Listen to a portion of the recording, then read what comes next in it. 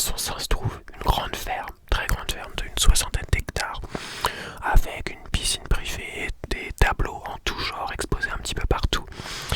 Et puis, dans cette maison vit un homme de 78 ans, Giuliano Ruffini. C'est cet homme que les carabiniers sont venus chercher ce jour-là. Les carabiniers, ce sont les gendarmes italiens. Ils se rendent sur place, toc à la ferme de Giuliano, toc toc toc, personne ne répond, ils sonnent, dring, personne ne répond. Ils ne comprennent pas. L'homme qu'ils recherchent ne semble pas être présent. Ce dernier est pourtant recherché par un mandat d'arrêt international émis par la France.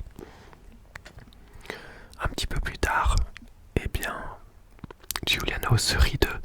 En vérité, il était là ce jour-là. Il est juste un petit peu sourd, hein. Vous savez, il a 78 ans. Il dit qu'il n'entend plus très bien tout ce qui se passe.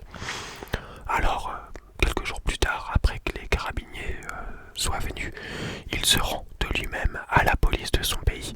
Il passe une petite dizaine de jours en détention et puis il est extradé vers la France. En France, il est présenté à une juge d'instruction, elle s'appelle Aude Buresi. Et puis celle-ci l'accuse notamment d'avoir créé de faux tableaux, beaucoup de faux tableaux, hein. Des Cranach, des Franz Hals notamment, des Bruegel l'ancien, vraiment des tableaux de maître. Plusieurs musées, plusieurs sociétés de salles des ventes sont empêtrées dans l'affaire et demandent réparation. Il s'agit de Christie's, Sotheby's, le Louvre à Paris, le Met à New York ou encore la National Gallery de Londres. Tous sont impliqués dans l'affaire. Il y a pour des dizaines et des dizaines de millions d'euros de préjudice. Le vieil homme risque quant à lui une dizaine d'années de prison. Le 16 décembre 2022, il est mis en examen. Mais il répète encore et encore que tout ceci n'est qu'un montage contre lui, un complot. En vérité, il n'a rien fait. Il n'a jamais affirmé que ces tableaux étaient, comme je vous le disais, des tableaux de maître. Il est juste venu auprès des experts en art. Il leur a présenté ces tableaux. Il leur a demandé des estimations et ce sont ces experts-là, qui ont affirmé qu'il s'agissait de tableaux de maître. Alors s'il y a un fautif dans l'histoire, ce sont ces experts. Lui n'a aucun problème dans l'histoire. Il s'agit uniquement d'un honnête vendeur de tableaux qui a acheté des peintures qui l'intéressaient et qui a essayé de les revendre. Amis du soir, bonsoir. Aujourd'hui, ou plutôt ce soir, on se plonge dans l'histoire passionnante, réellement une histoire assez folle de Giuliano Ruffini, qui est un faussaire d'art italien dont vous allez découvrir aujourd'hui les secrets. Alors pour comprendre un petit peu la vie de Giuliano Ruffini, replongeons-nous dès 1945. Au sortir de la guerre, c'est là que naît Giuliano. Il naît dans un petit village d'Italie assez pauvre. Sa mère, elle est femme de ménage. Son père, il est cordonnier. Et ils décident assez vite d'émigrer en France. Ils savent que là-bas, ils peuvent retrouver plus de travail. Ils se dirigent à Paris. Et ils s'installent dans sa banlieue nord, proche des bus de Saint-Ouen. C'est là que va très souvent traîner Giuliano. Alors la vie là-bas, elle est quand même très dure, hein. Les Italiens sont très mal vus, ils sont souvent agressés. Hein, c'est le cas de la famille de Giuliano. Et puis surtout, son père est quelqu'un de très violent. Il va plusieurs fois le brutaliser. Mais Giuliano a un refuge. Il se réfugie dans la peinture, il adore peindre.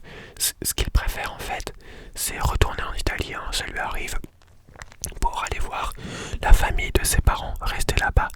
Il se rend donc, comme je vous le dis, en Italie. Et là-bas, il passe ses journées à peindre et à encore peindre. À 15 ans, son père va lui dégoter un petit poste dans une chaîne d'assemblage pour des appareils électroniques. Franchement, c'est pas du tout un métier qui plaît à Giuliano. Il veut pas travailler à l'usine. Il décide de se barrer d'équipe. Et c'est ce qu'il va faire très vite. Il va rencontrer une jeune fille qui a seulement 17 ans. Et tous les deux vont très bien s'entendre et vont tomber amoureux. Et Giuliano a la chance de pouvoir partir vivre avec les parents de cette jeune fille. Et donc il part s'installer chérie. Il passe ses journées là encore à peindre des tableaux dans les magnifiques paysages de la Côte d'Azur. Il peint donc ces différents tableaux et il les expose dans le restaurant de ses beaux-parents. Et puis, faut pas oublier que ce jeune homme, il a un bagou phénoménal, vraiment, c'est assez incroyable. Et il va très vite rencontrer Damia. C'est une septuagénaire qui est une chanteuse un petit peu l'Édith Piaf de son temps. Elle est assez connue dans le milieu parisien. Et donc, Giuliano va quitter la jeune fille avec qui il était en couple. Il part avec Damia qui la prend sous son aile et il se rend à Paris. À Clichy, il va rencontrer par exemple Jacques Brel ou encore Cocteau. Donc voilà des noms assez importants. Et puis il va commencer quand même à se faire un petit nom dans le monde de l'art. Notamment il va avoir sa première exposition en mars 1964. Et puis on le voit, c'est assez amusant dans les images d'archives apparaître, vous savez, dans les cinémas avant on passait des petits films d'actualité. Et bien on voit Giuliano Raffini apparaître dans un de ces petits films d'actualité édités par Pathé.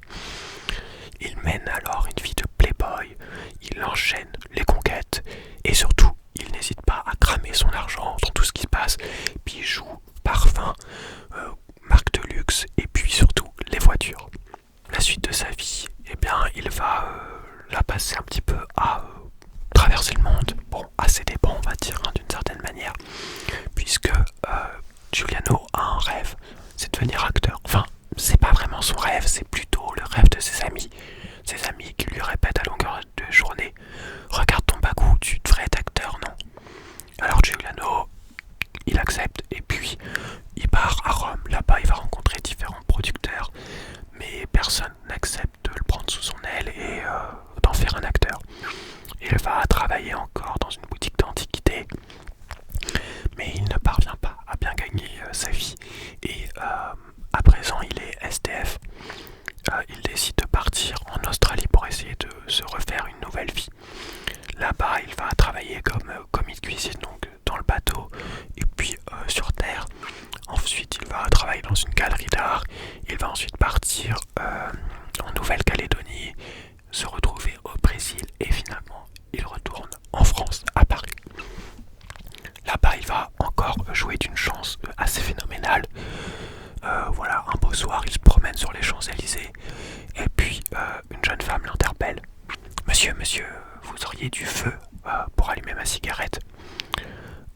Giuliano accepte, hein, il sort son briquet, il allume la cigarette de la jeune femme et puis tous les deux ils commencent à discuter. Et puis la jeune femme lui dit qu'elle se rend actuellement à une soirée avec Paco Rabanne et elle propose au jeune homme qui est charmant de venir avec elle. Giuliano accepte et là-bas il va rencontrer le rédacteur en chef de Jeune Afrique.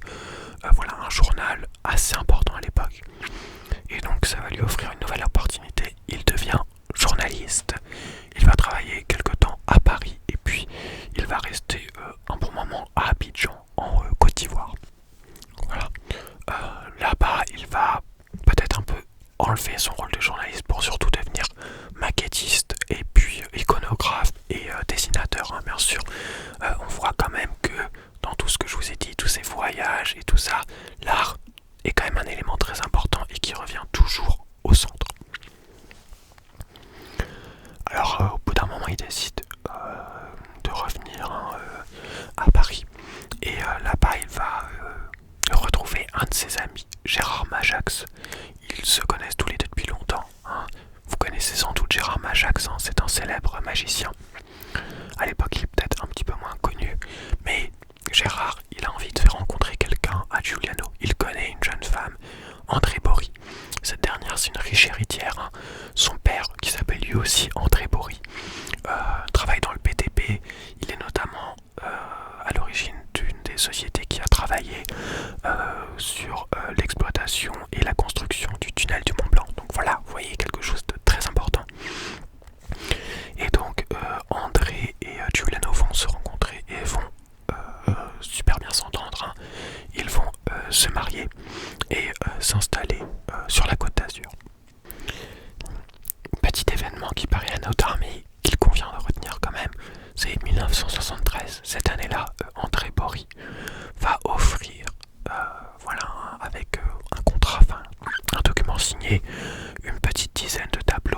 Giuliano. Voilà des tableaux issus de sa collection familiale. Ça peut vous paraître anodin, mais c'est vraiment un fait à retenir. Et puis, quelques années plus tard, 1980, André Bory décède. Giuliano a 34 ans, voilà, il savait que André fumait énormément et elle décède d'un cancer malheureusement. Alors Giuliano, même s'il est triste au début, ne le prend pas si mal, hein. Il est content parce que il est devenu millionnaire, il hérite de tout ce que possédait André et puis un an plus tard il se remarie avec une autre jeune femme. Alors là, le millionnaire va prendre un tournant très différent. Il décide de mener une vie presque d'aventurier. Il va ouvrir un bar pour homosexuels. Ensuite, il va élever des vaches. Il va devenir par la suite skipper, donc traverser le monde en bateau. Finalement, ça c'est ce qu'il voulait faire, ça ne se fera pas parce qu'il a eu entre-temps un fils et il veut passer du temps avec lui. Voilà, donc ça dure pendant une dizaine d'années, toutes ces activités. Il va même essayer d'ouvrir un glacier à Madrid, voilà.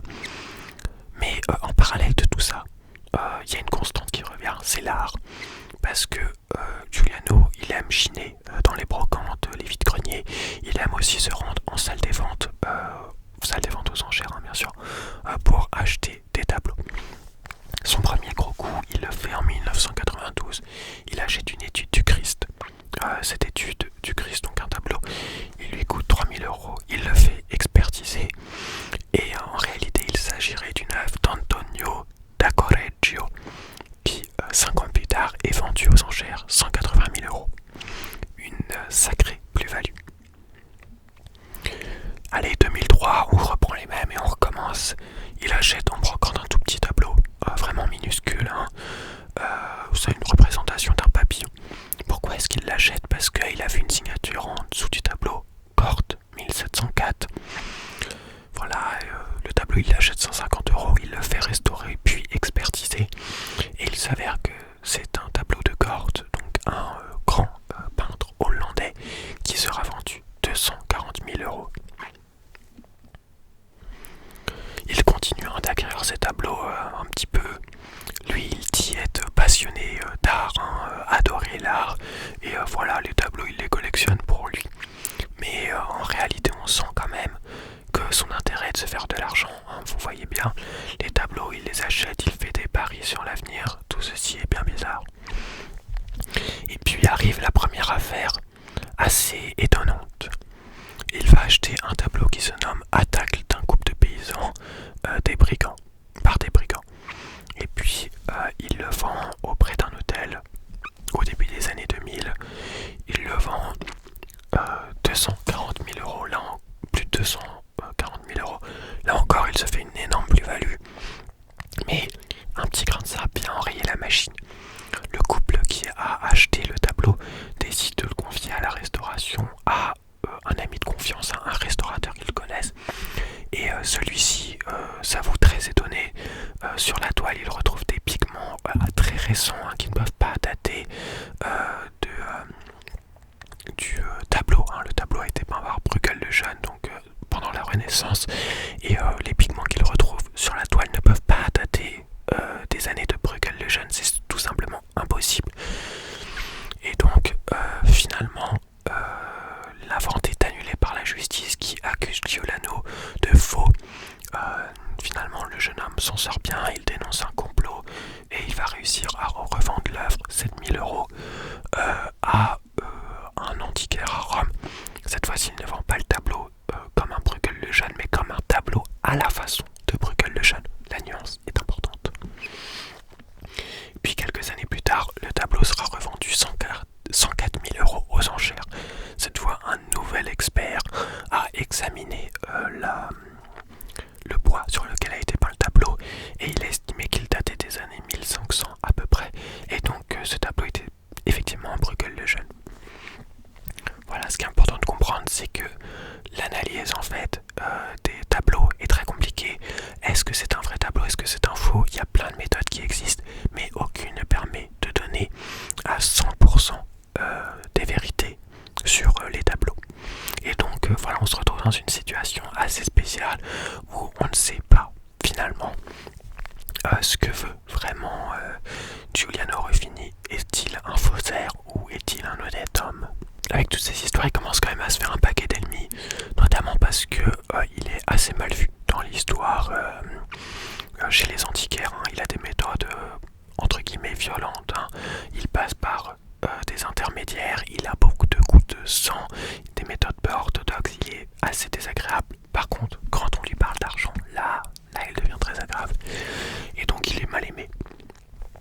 Alors ce que dit Giuliano, c'est que finalement, dans le monde de l'art, personne ne s'aime, notamment beaucoup de jalousie à cause des grosses sommes en jeu, et que lui, au final, c'est uniquement un passionné d'art, et que les gens sont uniquement jaloux parce qu'il a eu plusieurs coups de chance avec ses œuvres.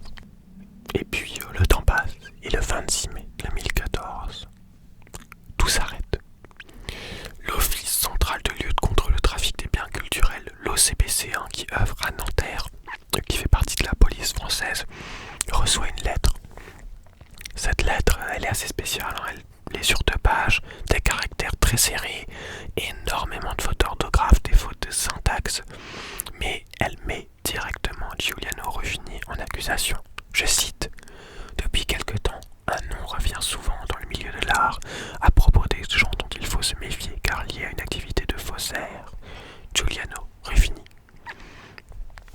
Et puis, cette lettre elle est quand même très précise, elle met en cause de nombreux spécialistes de l'art, des experts qui auraient bien estimé des œuvres de Giuliano alors qu'ils savaient pertinemment que c'était des faux. La lettre cite aussi des experts qui, eux, sont convaincus des fraudes effectuées par Giuliano. Et donc, au final, l'auteur dresse une liste de dizaines de tableaux, des Gentilish, des Cranach, des Parmigiano, des Correggi, des Barocchi, des Hals, des Bruegel et même des Gréco qui seraient faux et auraient été uniquement composés par Giuliano Ruffini. Le dénonciateur, met plusieurs preuves en jeu, notamment il explique, vous vous rappelez, dans les années 70, quand André Bory avait donné, avec ce genre de testament, des œuvres à Giuliano, et bien, en fait, c'est assez chelou parce que quand on regarde vraiment les choses, les œuvres mentionnées sur cette lettre, elles n'existent pas avant. Il n'y a aucune trace de leur achat par la famille Bory. Il n'y a vraiment aucune trace de ces œuvres dans la littérature de l'art. Et donc le dénonciateur pense que toutes ces œuvres sont fausses et ont été créées de toutes pièces par Giuliano Ruffini. Et puis enfin le dénonciateur explique que vraiment ça va être compliqué quand même de prouver que ce sont des faux. Par contre, du point de vue fiscal, là, on peut vraiment venir et coincer Giuliano. Alors il y a une information judiciaire qui est ouverte en 2015, donc la juge d'instruction que je vous ai citée avant va prendre en charge l'affaire. Et puis, le 16 janvier 2016, il y a la Garde des Finances italienne qui va se rendre dans le petit village où habite Giuliano. Il se rend dans le village et puis il perquisitionne la maison. Perquisition, il retrouve des dizaines de tableaux, sans doute des faux, se disent-ils. Il retrouve aussi pas mal de documents qu'il souhaite examiner. Et puis, il s'arrête devant une porte assez spéciale, massive. Elle est blindée, impossible de l'ouvrir. Il force Giuliano à les faire entrer dans la pièce. Et là, il découvre un énorme four professionnel, un séchoir. Dans la lettre du dénonciateur, il était précisé la méthodologie de Giuliano. Celui-ci, créait les œuvres et les passait dans un four pour faire craqueler la peinture et faire comme si l'œuvre était très ancienne. Tout semble concorder. Il y aurait la preuve que Giuliano faisait des faux tableaux. Pourtant, vous allez le voir, l'histoire n'est pas aussi simple. On se retrouve d'ici quelques jours pour l'épisode 2 de cette passionnante histoire sur Giuliano Ruffini.